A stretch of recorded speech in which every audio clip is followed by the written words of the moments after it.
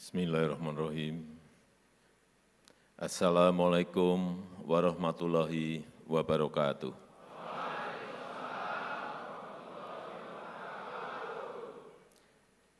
Alhamdulillahirabbil alamin.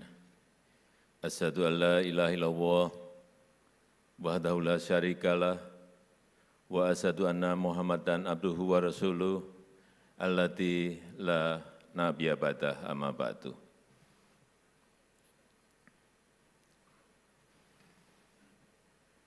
Yang saya hormati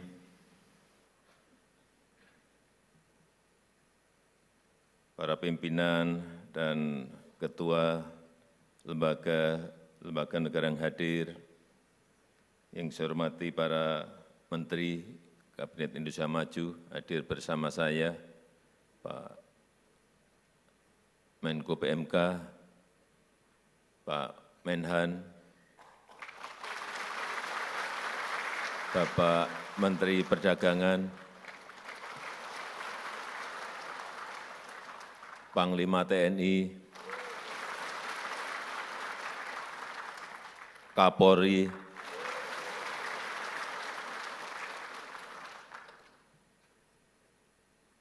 yang saya hormati Bapak Romo Kiai Sepuh, Bapak Kiai Haji Sultan Aulia, beserta Ketua Dewan Penasihat DPP RI, Bapak Kiai Haji Edi Suparto Saifuddin, yang saya hormati Ketua Umum DPP LDI, Bapak Kriswanto Santoso, para pimpinan Pondok Pesantren EDI, beserta seluruh pengurus harian DPW, DPD, EDI se-Indonesia, Bapak Ibu hadirin dan tamu undangan yang berbahagia.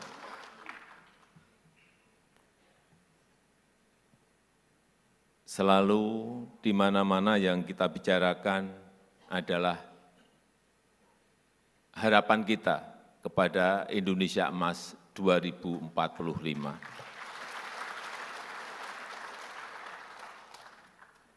Termasuk tadi yang disampaikan oleh Bapak Ketua Umum EDI,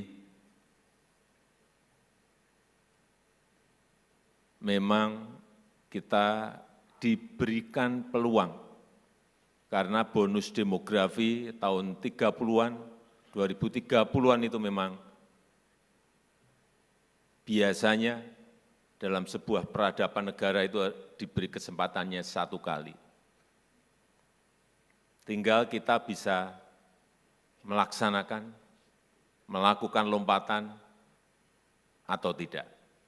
Dan kuncinya betul, Pak Kriswanto tadi, adalah di pembangunan sumber daya manusia.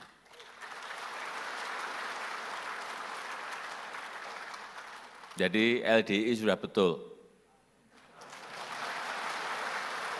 Tadi yang disampaikan oleh Pak Kris tadi betul.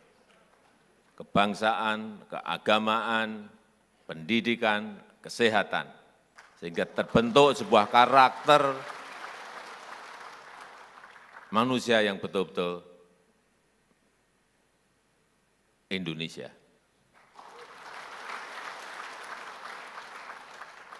Tapi menuju ke Indonesia Emas itu tidak mudah. Banyak tantangan yang harus kita selesaikan. Di Amerika Latin, banyak negara gagal melompat menjadi negara maju.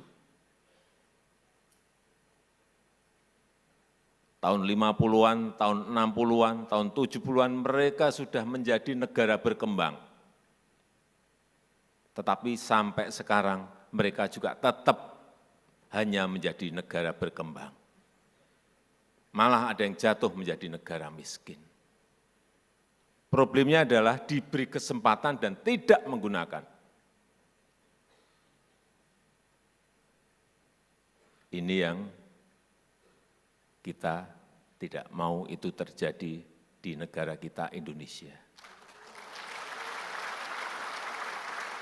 Insya Allah kita bisa.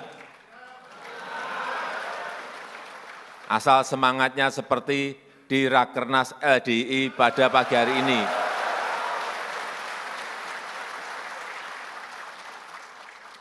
Ya karakternya memang harus semangat. Karena yang kita hadapi adalah tantangan. Oleh sebab itu sering saya sampaikan, 2024, 2029, 2034 ini adalah momentum yang sangat menentukan Indonesia bisa melompat maju atau tidak. Sehingga dibutuhkan kepemimpinan nasional yang kuat, persatuan yang kuat, kekompakan yang kuat. Tanpa itu, sekali lagi, tantangan yang kita hadapi tidak mudah.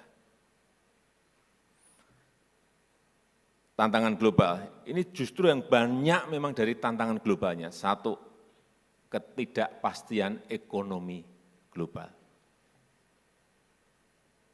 Enggak jelas sekarang ini ekonomi global arahnya mau kemana.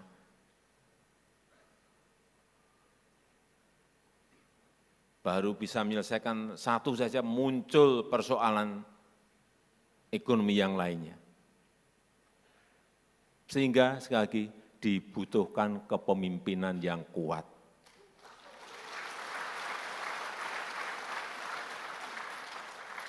Jadi yang ditampilkan tadi pencak silat tadi benar.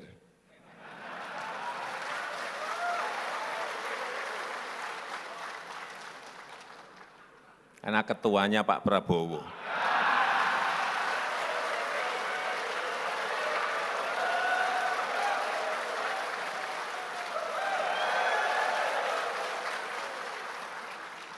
Sekjennya Pak Teddy.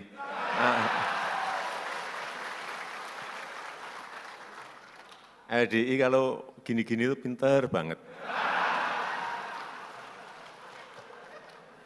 Memberi simbol-simbol gitu loh. Jadi yang pertama, ketidakpastian ekonomi global yang sulit diprediksi, sulit dihitung, sulit dikalkulasi. Yang kedua, perubahan iklim yang juga sulit dihitung dan sulit diprediksi. Dulu kita kalau ada perubahan iklim, ya hanya dalam kata-kata, tapi sekarang sudah nyata. Kekeringan hampir di semua negara sekarang ini terjadi. Panas bumi yang naik, gelombang panas, kita ada 7 provinsi kemarin kekeringan sehingga produksi beras kita menurun. Semuanya merasakan. Sehingga kalau dulu kita mau import beras, semua negara menyodorkan, Pak, kami punya sekian juta ton, kami punya. Sekarang ini mau import beras, tanya ke Pak Zulkifli Hasan, sulit mencari barangnya. Semua negara ngerem tidak ekspor beras untuk menyelamatkan rakyatnya masing-masing. 22 negara sekarang ini, kalau dulu ekspor beras, sekarang ngerem semuanya. Enggak ekspor.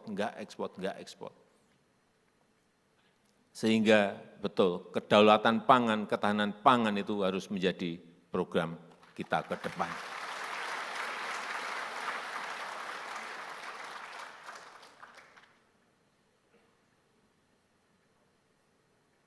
Ketidakpastian ekonomi global satu. Yang kedua, perubahan iklim. Yang ketiga, perang. Perang di Ukraina belum rampung, ditambah lagi sekarang dengan perang di Gaza. Kelihatannya dulu saya berpikir, kita semua mungkin berpikir sama, Ukraina jauh sekali dari Indonesia. Apa dampaknya? Enggak akanlah berdampak kepada kita. Ternyata dampaknya nyata dan ada. Kita impor itu gandum 11 juta ton per tahun. Ternyata 30% itu importnya dari Ukraina dan dari Rusia. Kapalnya tidak berani mengirim barang karena ada perang, semuanya stop. Bukan hanya di situ saja. Yang kedua, ternyata bahan baku pupuk kita itu berasal dari Rusia, Ukraina, dan Belarusia. Problem yang kedua. Sehingga apa? Harga gandum juga naik. Sekali lagi import kita sudah besar, gandum 11 juta ton. Karena di Indonesia memang tidak bisa kita tanam gandum. Saya saat bertemu Presiden Zelensky saat itu, dia menyampaikan, Presiden Jokowi, di Ukraina sekarang ini ada 77 juta ton gandum yang berhenti tidak bisa kita ekspor. Saya pindah ke Rusia, mau ngomong sama Presiden Putin 3 jam, cerita hal yang sama. Di Rusia ada 130 juta ton gandum berhenti. Artinya 207 juta ton gandum berhenti di Ukraina dan di Rusia. Artinya apa? Ada negara-negara yang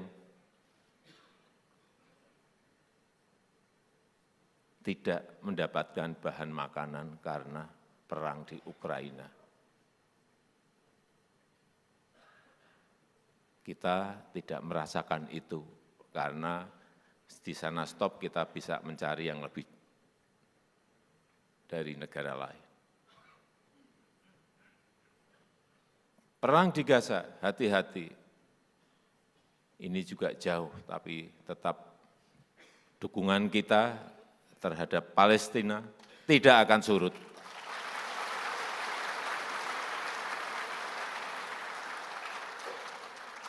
Coba Bapak Ibu lihat, Menteri Luar Negeri Bu Retno Marsudi waktu di Dewan Keamanan PBB, paling lantang, paling keras, dan paling menentang.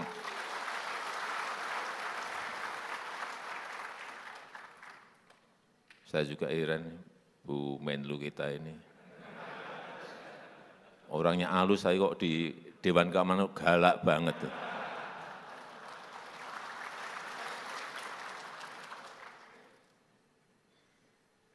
Kembali, jadi artinya apa? Peluangnya ada, tetapi tantangannya juga sangat besar. Inilah kenapa ke depan sekali lagi dibutuhkan kepemimpinan nasional yang kuat. Kepemimpinan nasional yang mempersatukan.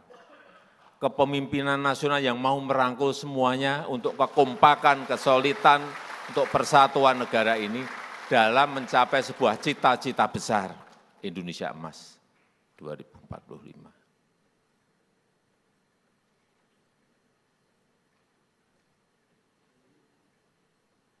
Itulah tantangan yang ke depan semakin tidak mudah. Tapi sekali lagi dengan karakter yang kita bangun, karakter SDM yang kita bangun, saya meyakini insya Allah kita bisa mencapainya.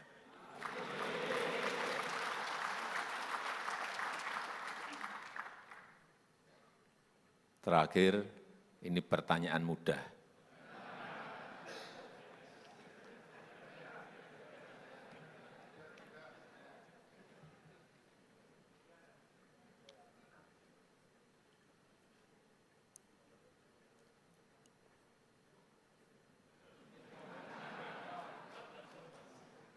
Jauh di mata, dekat di hati.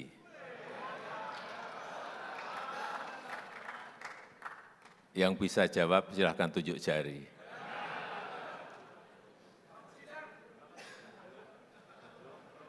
Ya, yang teriak boleh.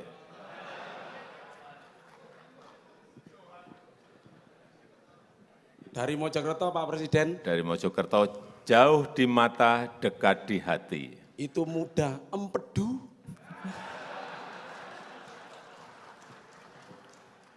Kalau bertanya di LD itu pinter-pinter semua. Betul Pak, betul, betul. Silakan duduk.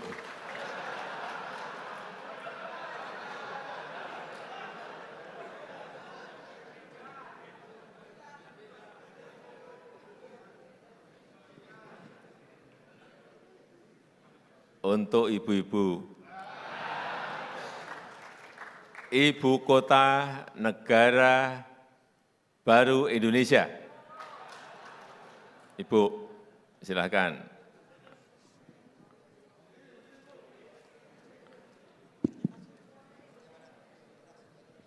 Ibu kota negara baru Indonesia.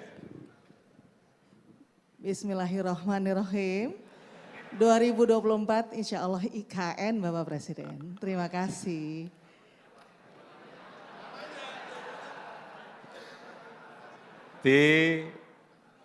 Lebih dijelaskan Bu, IKN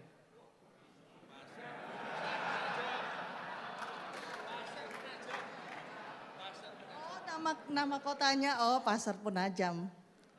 Terima kasih. Ibu kota negara Republik Indonesia. Ibu kota negara baru Indonesia.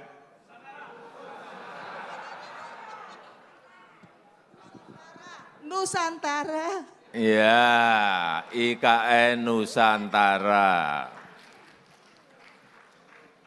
Saya rasa itu yang bisa saya sampaikan dalam kesempatan yang baik ini.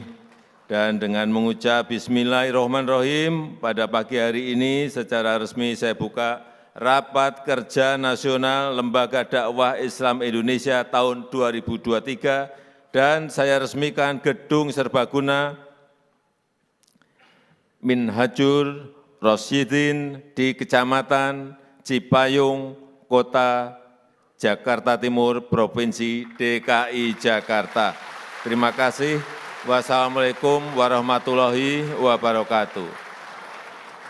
Selanjutnya kami mengundang Menko PMK, Menteri Pertahanan, Menteri Perdagangan, Ketua Umum DPP LDI, Ketua Dewan Penasehat DPP LDI, Ketua Dewan Pakar DPP LDI, Sekretaris Umum DPP LDI, Bapak Kiai Haji Sultan Aulia, Bapak Kiai Haji Fawaz Sultan Aulia.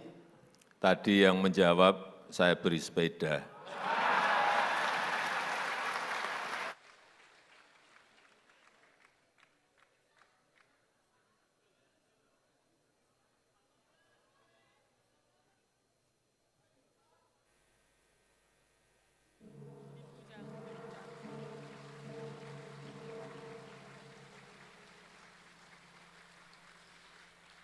Selanjutnya mohon berkenan Bapak Presiden menandatangani prasasti peresmian Gedung Serbaguna Minhajul Rosyidin, Jakarta.